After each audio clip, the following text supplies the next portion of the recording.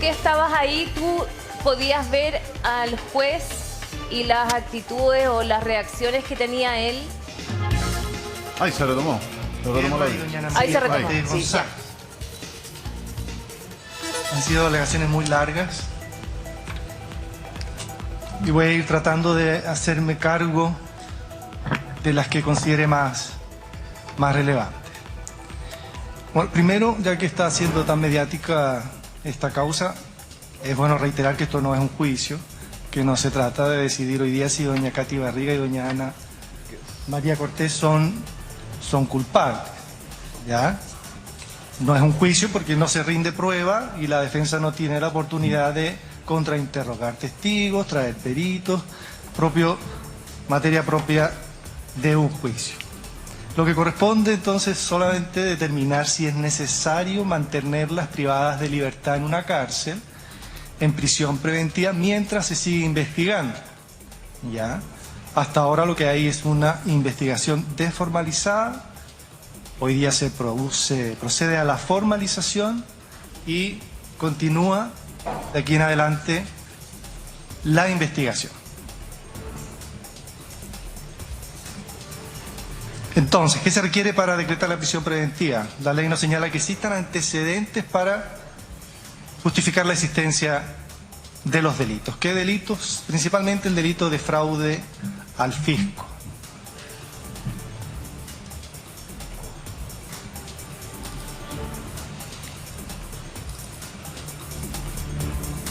Fraude al fisco, dice, por medio de la modificación de certificados de disponibilidad presupuestaria. Se formaliza también por falsificaciones de documentos públicos, fraude al fisco mediante el pago de indebido de remuneraciones a doña Andrea Monsalve, fraude al fisco mediante la adquisición de collares y otros bienes y o regalos protocolares. Y por último, fraude al fisco de fondos públicos de la CODEDUC. Y se hace un cálculo de un déficit superior a los 30.000 millones de pesos. Voy a comenzar al revés, quizás haciéndome cargo de parte de las alegaciones de la defensa. La función de una defensa en este tipo de audiencia es principalmente generar algún tipo de duda respecto a la existencia o no del delito y participación de sus representadas. Y lo primero que puedo señalar que muchas de las alegaciones que realiza la defensa a primera vista parecen atendibles y requieren investigación, ¿ya? La primera alegación que se ha repetido muchas veces es si realmente todo este monto de 31.000 millones de pesos obedece a fraude, a déficit, a detrimento, si parte de estos 31.000 millones de pesos fueron realmente debidamente invertidos en proyectos, e insistiendo en que se requiere una mayor precisión respecto a lo que se le podría imputar como fraude o como déficit o como deuda. Eso creo que se debe de compartir.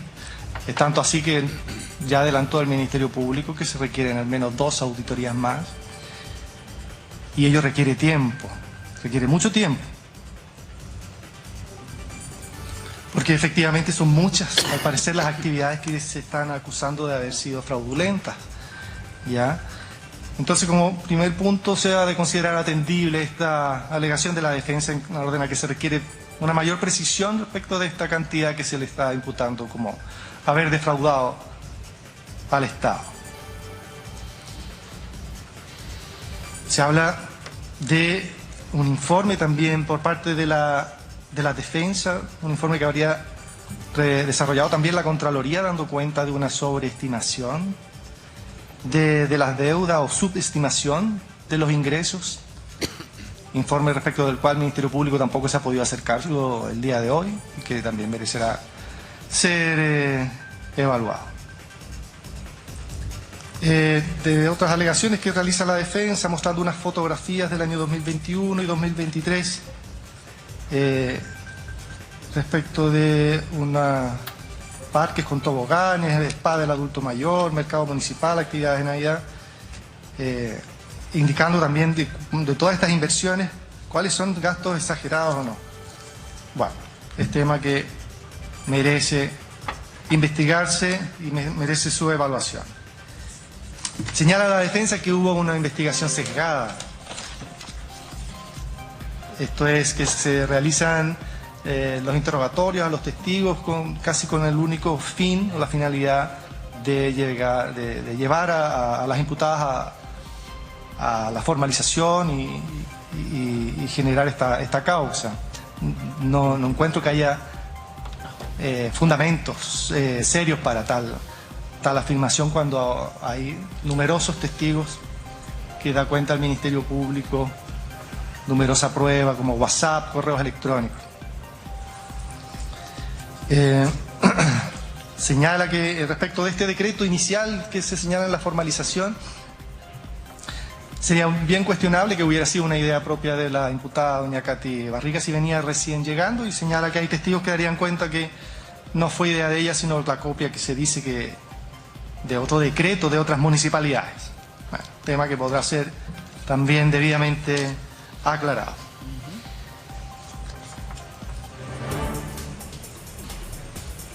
Se señala que era una práctica habitual hacer estas rebajas presupuestarias en estos CDP o certificados de disponibilidad presupuestaria y no se cuestiona. Lo que se cuestiona es que se puede hacer en forma legal o en forma ilegal, en forma fraudulenta o en forma correcta. Entendí que se realizaba en forma correcta cuando se tenía presupuestado, por ejemplo, un gasto de 1.000 millones, solamente se gastaban 800 y esos 200 millones se podían restar entonces y sumar al presupuesto. Señala la defensa que hay contradicciones entre funcionarios o testigos. Se cita por la defensa doña Paola Lillo Alvarado, Franco Anaveas,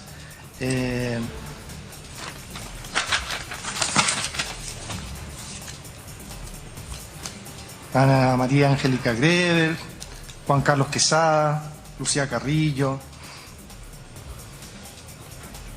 y señala que hay contradicciones en sus declaraciones. Trata de plantear como duda a la defensa cuánto de una deuda anterior se le pudo haber traspasado a la gestión de doña Katy Barriga.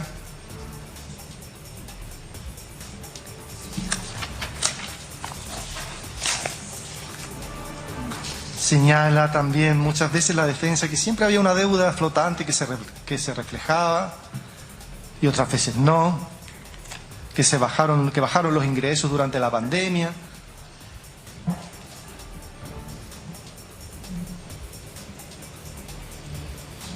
Bien, y gran parte de las alegaciones de la defensa van en el mismo sentido, dando cuenta entonces de que es necesario precisar o una mayor precisión respecto a lo que se puede considerar como déficit de todos estos 31.000 millones.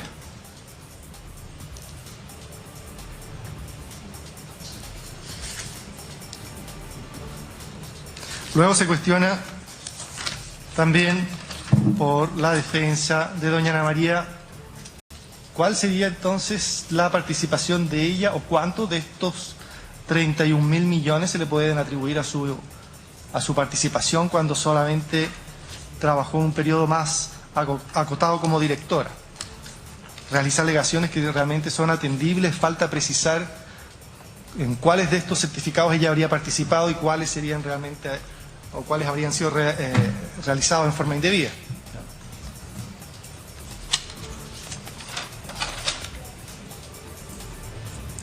Se cuestiona también cuál va a ser en definitiva, cuál puede ser el delito, la calificación jurídica, si se trata de un solo fraude o una actividad fraudulenta, distintos delitos de fraude, y estaríamos ante delitos reiterados de fraude al fisco.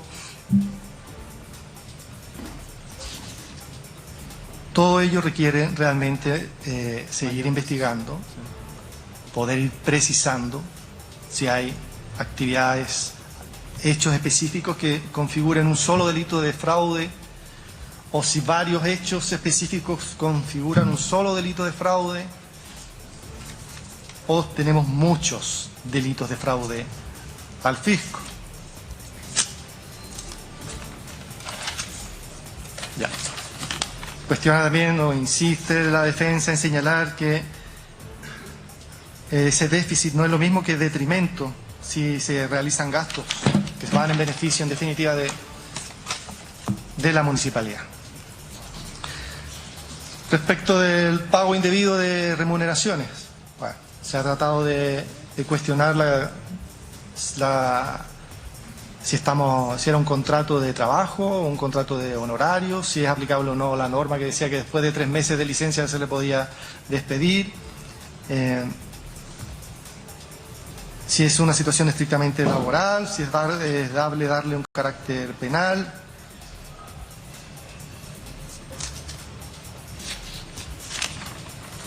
Bien, respecto de ese punto, si bien es materia que también deberá estudiarse, evaluarse, analizarse debidamente, lo cierto es que no hay ningún antecedente que dé cuenta de algún intento de la imputada por dejar sin efecto este contrato cuando hay claramente irregularidades en este certificado falso y otras irregularidades que muy claramente ya ha señalado el Ministerio Público. Que se cuestione el carácter de documento público por el tema de la falsificación de documento público también es algo que creo que merece un estudio más acabado, si esta cuenta pública, si estos informes de ejecución presupuestaria e informes de transparencia merecen ser calificados como un instrumento público constitutivo de falsificación en los términos del Código Penal.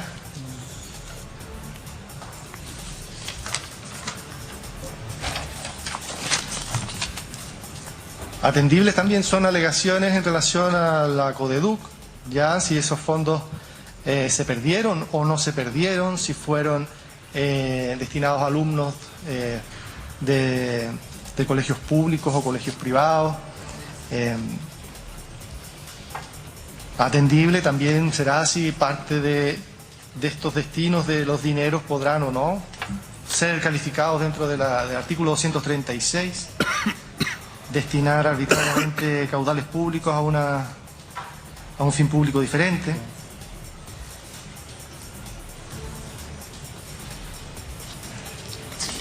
Se insiste por la defensa en que este tema de los collares Swarovski es una costumbre en las municipalidades como regalos protocolares, cosa que niega totalmente el Ministerio Público. Se cita que un informe de la Contraloría que al parecer le habría sugerido que no lo hiciera porque estaría mal visto, algo que también merece ser evaluado, estudiado.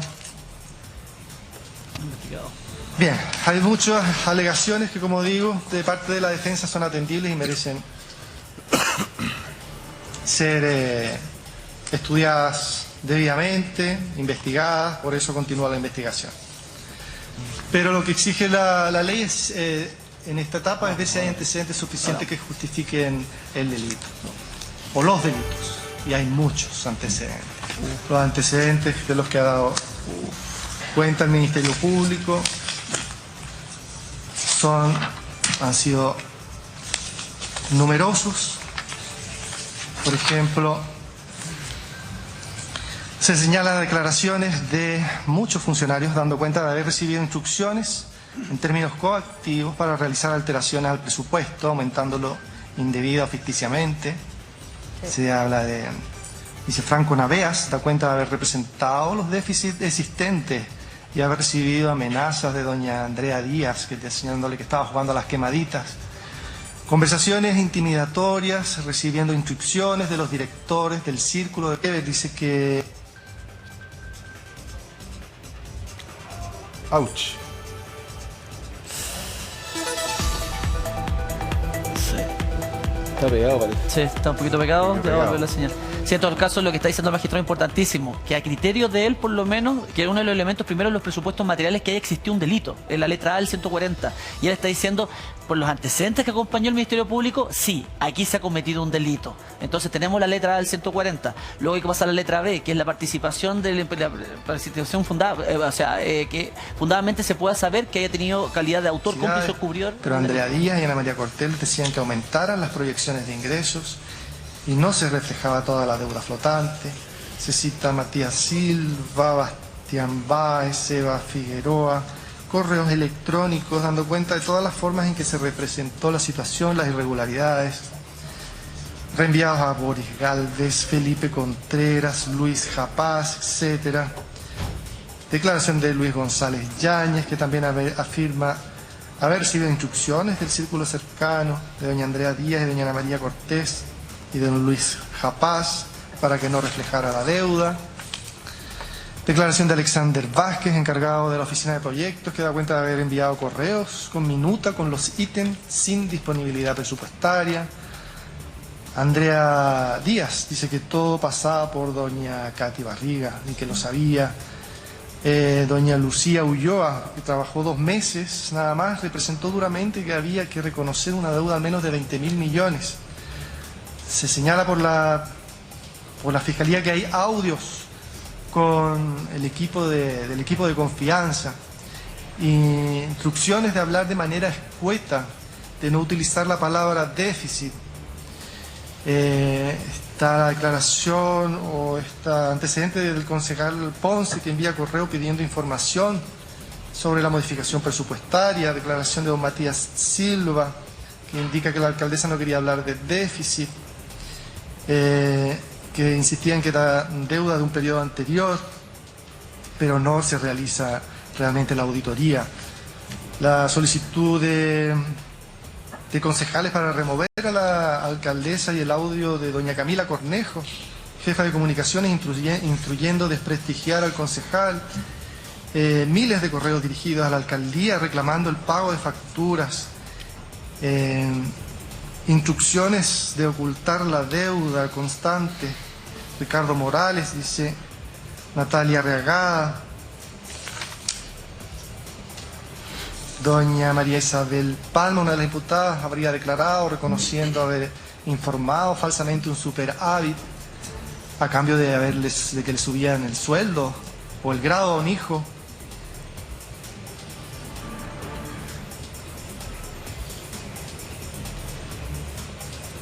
Doña Andrea Díaz, que reconoce entonces adulteración en los montos.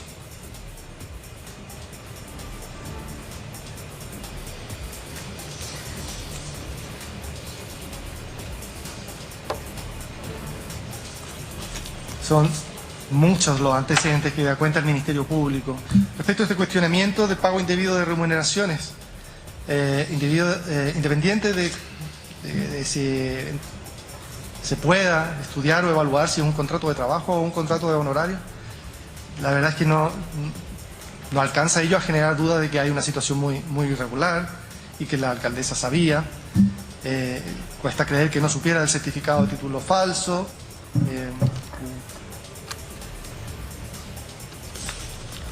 Y continúan los antecedentes: Felipe Contreras, Jacqueline Sánchez, audios de Bastián Báez a doña Jacqueline Sánchez, declaración de doña Fernanda Tapia en relación al delito de la Codeduc. Se habla también de que se instruía a buscar un proveedor que estuviera de acuerdo en realizar estas facturas ideológicamente falsas para proveer estos útiles. Bien. Entonces, respecto a este primer punto que se exige para la prisión preventiva, hay antecedentes que el tribunal va a considerar más que hay delito suficiente para poder darlo por cumplido. Respecto de la participación fundada, los mismos antecedentes dan cuenta claramente de que doña Katy Barriga sabía o no podía menos que saber de todas estas irregularidades, de todo este intento constante de ocultar el déficit.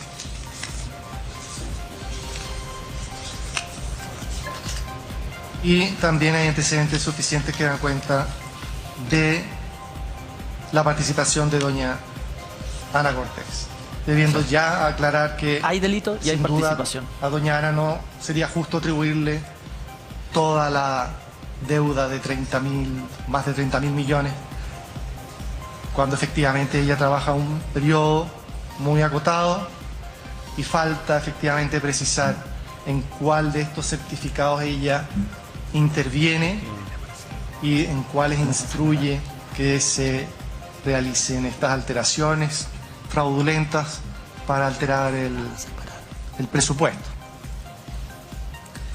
Pero aún así existen antecedentes que claramente obran en su contra, son muchas las declaraciones, como digo, hay WhatsApp, audios, correos que dan cuenta de toda una actividad que parece a primera vista ser efectivamente fraudulenta.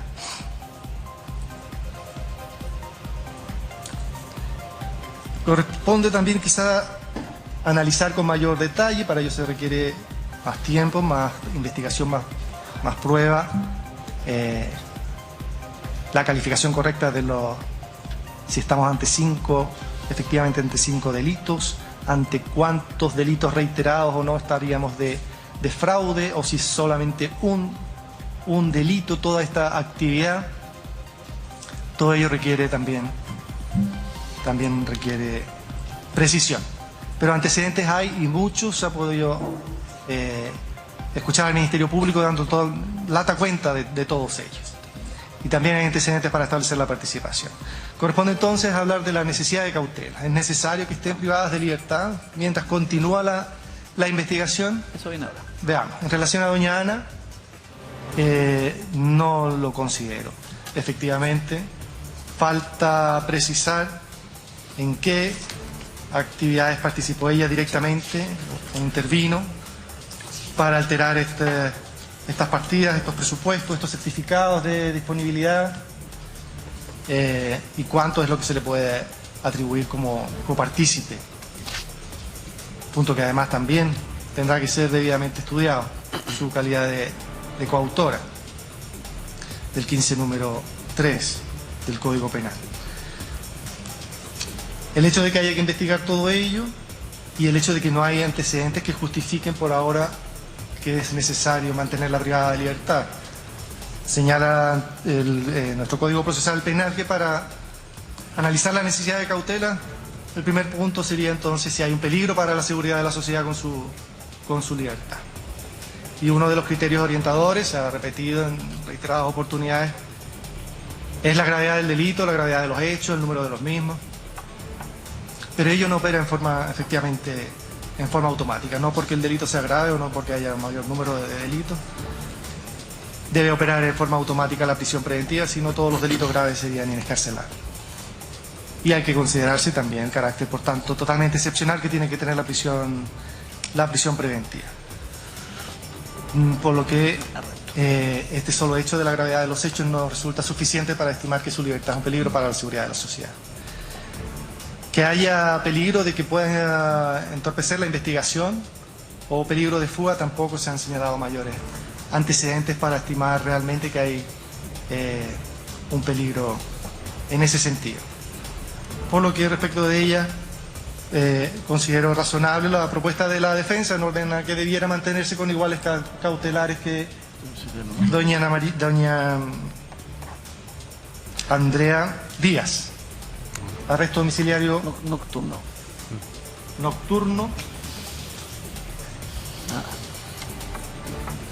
y arraigo.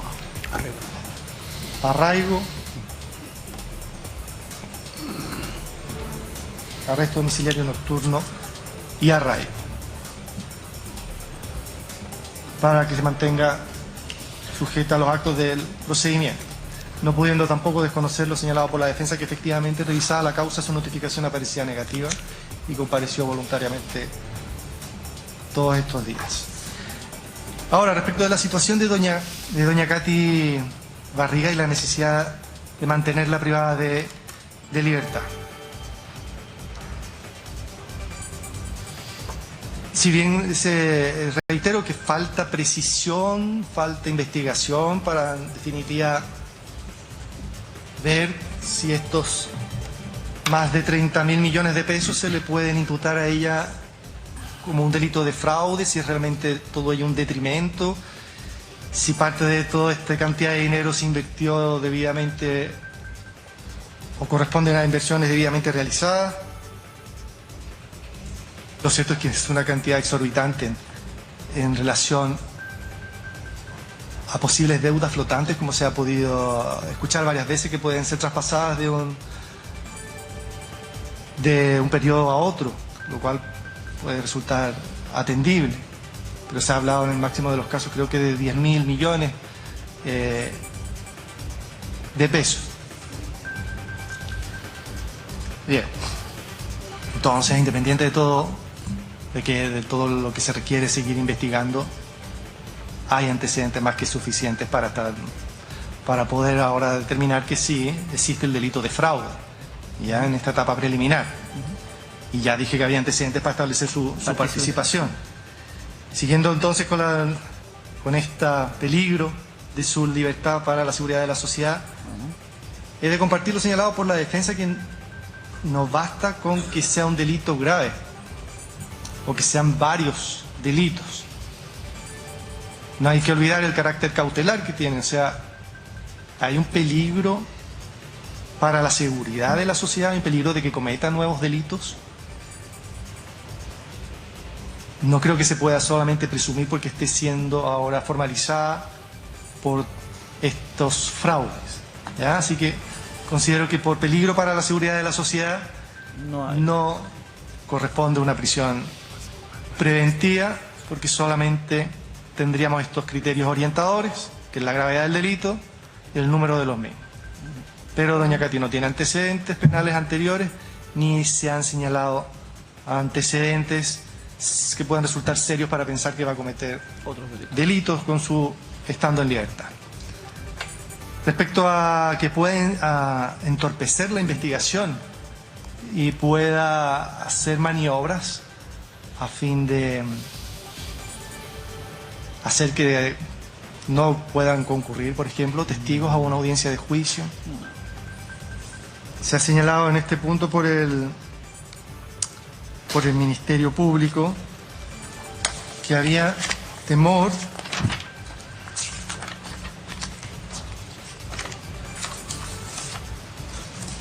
por parte de los testigos o de algunos testigos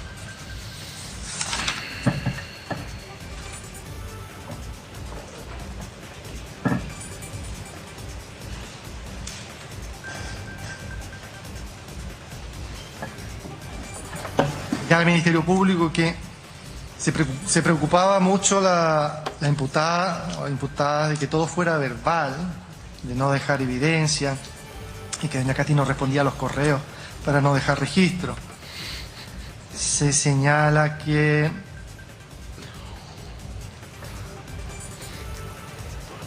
hay una investigación en curso de la Brigada Anticorrupción, porque había funcionarios que se les habría solicitado que hicieran giros globales y que entregaran esos dineros, y que estos testigos podrían no declarar si se sienten amenazados.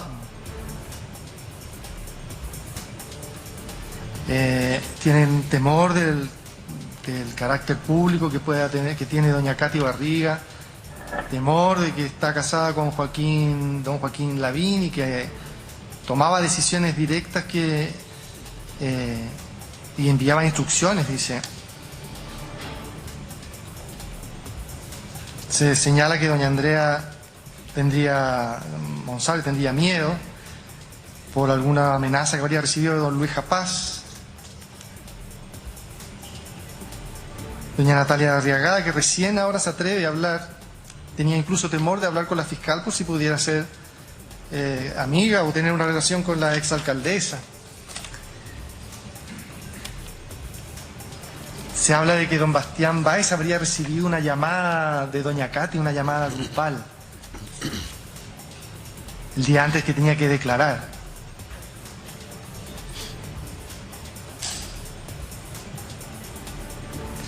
Se habla también de que, o se insinúa, ¿no?, de que doña Katy Barriga habría instado al vaciado o borrado de las conversaciones.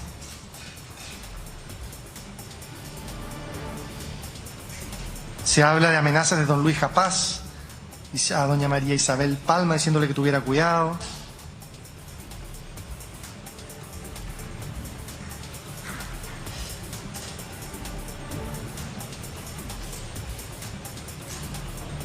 La pérdida del notebook de doña Katy Barriga. Toda una serie de antecedentes que para justificar que doña Katy Barriga en libertad podría perjudicar la investigación realizando maniobras con tal fin, tales como amenazar o instruir a determinados testigos a que modifiquen quizás su declaración. Pero lo cierto es que antecedentes serios de alguna amenaza que pueda realmente llevarse a cabo no veo. Y por otro lado, creo que con la advertencia que voy a hacer, que puedo hacer al final, o que puedo hacer desde ya, si alguno de esos testigos reciben algún llamado, ya sea de doña Katy o de cualquier otra persona con la insinuación de que pudiese alterar su declaración, inmediatamente debieran comunicarse con el Ministerio Público, porque ello evidentemente obraría en perjuicio de las imputadas. Respecto al peligro de fuga,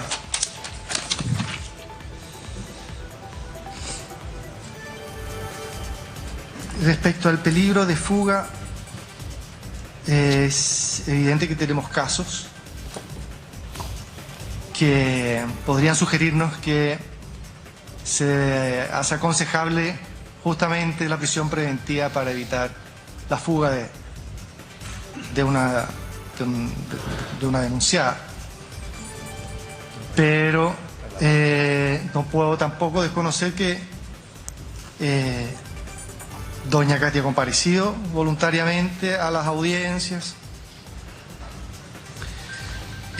No puedo desconocer que hay un interés real por aclarar cuánto, o en definitiva aclarar bien los hechos. Se ha de tener en consideración, si bien yo fijé ayer un plazo de 120 días, se están pidiendo 6 meses, 180 días. Se requiere entonces claramente mucho tiempo de investigación, auditorías, por lo que considerar justificada que esté privada de libertad mientras sigue la investigación por un peligro de fuga, cuando además tiene 2 hijos, que efectivamente es una persona conocida, que no le sería muy fácil eludir la acción de la justicia, me lleva entonces a concluir de que tampoco se hace necesario por ahora su prisión preventiva. Ello podría variar más adelante si efectivamente vemos que hay situaciones que lo justifiquen, si hay personas que realmente dicen estar recibiendo amenazas o intimidación, pero por ahora, apreciando el comportamiento de la imputada, no considero que sea necesario la prisión preventiva, ni por peligro para la seguridad de la sociedad, por los motivos señalados, ni por peligro de que vaya a obstruir la investigación, ni por peligro de fuga. Pero sí queda entonces con la cautelar de arresto domiciliario total,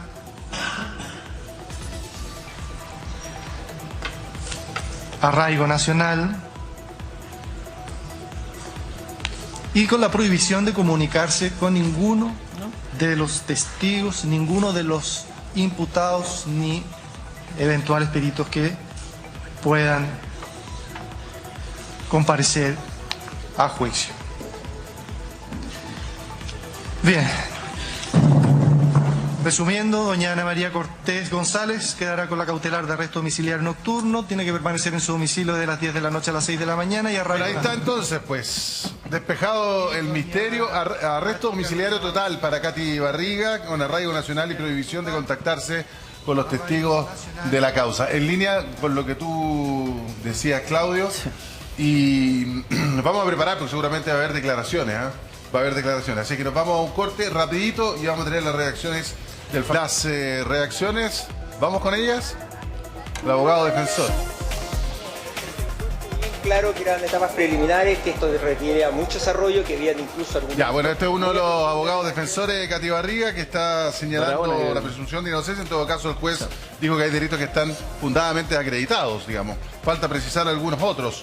Se le ha decretado, en resumen, para Ana María Cortés, arresto domiciliario nocturno con arraigo nacional. Para Katy Barriga, arresto domiciliario total, arraigo nacional y prohibición de comunicarse con los testigos o los intervinientes en la causa. ¿Qué significa esto? Lo que pasa es que, a ver, dentro de todos los antecedentes que tenemos, lo más relevante para toda la ciudadanía es que los hechos que relata el Ministerio Público efectivamente son constitutivos de delito. ¿Qué delito vamos a ver? Las cuantidades, lo que dice el tribunal. Vamos a ver de qué se trata, vamos a especificarlo. Si recién estamos partiendo, acuérdense que esto solamente es el puntapié inicial. Durante el partido eso se tiene que determinar. La pregunta era, ¿es necesario dejarle en la cárcel o no mientras se juega el partido? O sea, mientras se investiga todo esto. 6 meses de investigación. Exactamente, entonces esa era la pregunta de fondo. Y el magistrado, lógicamente, dice, miren, según los antecedentes que hoy en día tengo, según los comportamientos que hoy en día se han desplegado, yo creo que no es necesario. Creo que basta con la cautelar que sigue, que ojo, no es menor que pase 120 días con arresto domiciliario total. Es harto, Es la segunda cautelar más gravosa que existe, o sea, es tremendamente complejo.